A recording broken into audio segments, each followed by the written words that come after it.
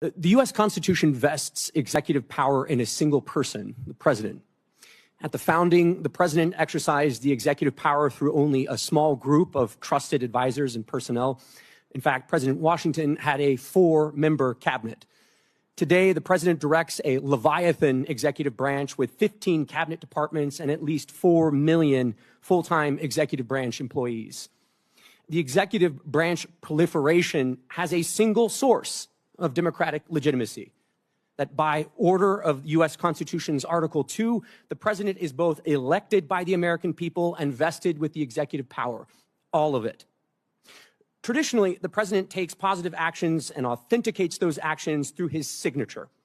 His signature is required for the most significant actions he may undertake: to sign an executive order, to take any action invested in him by the Constitution, as in granting a pardon, and to take the most important action of all, to sign a bill into law. In all these cases, the president's signature is itself the protection of democratic principle. When the president signs, he communicates his assent and endorsement of the action he takes. The Autopen is a device that signs the president's signature to a document. The Oversight Project, of which I am a board member, has discovered that the Biden White House deployed an Autopen to affix President Biden's signature to pardons, prison commutations, executive orders, and presidential proclamations.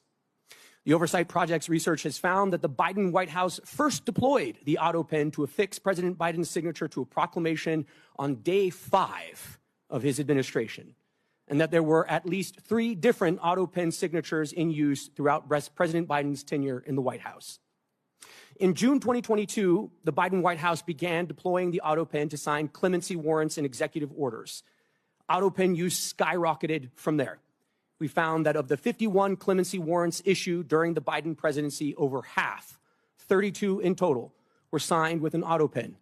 And these include some of the most controversial acts of clemency of the Biden presidency, including death row commutations and the preemptive pardons of members of the Biden family, Dr. Anthony Fauci, General Mark Milley, and more that were issued in the final days of the Biden presidency.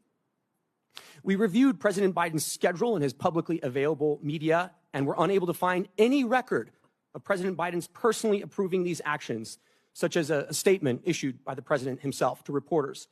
In addition, we found that the Biden White House used the Autopen to affix President Biden's signature to clemency warrants and executive orders while the president himself was in Washington, D.C. for at least some of that day, and thus was presumably available to sign important executive actions.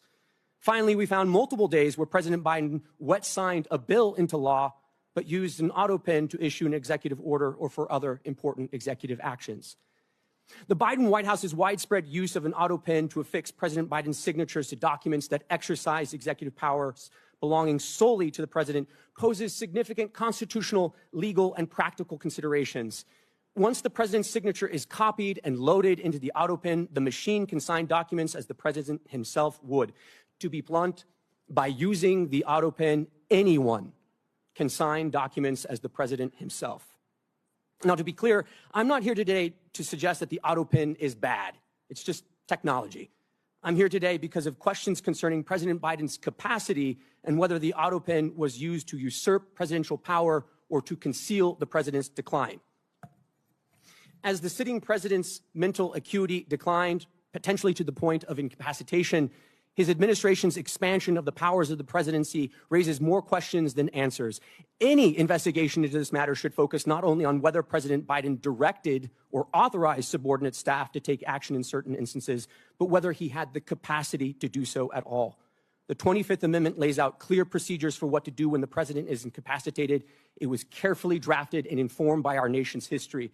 The Biden administration ignored it all to aggrandize executive power and push the country further in their preferred ideological direction. It is our obligation at this point to get to the bottom of these issues and to ask the important question as to whether or not the Autopen and other devices were used to cover and obscure President Biden's mental decline, undermining our national security and also the Constitution.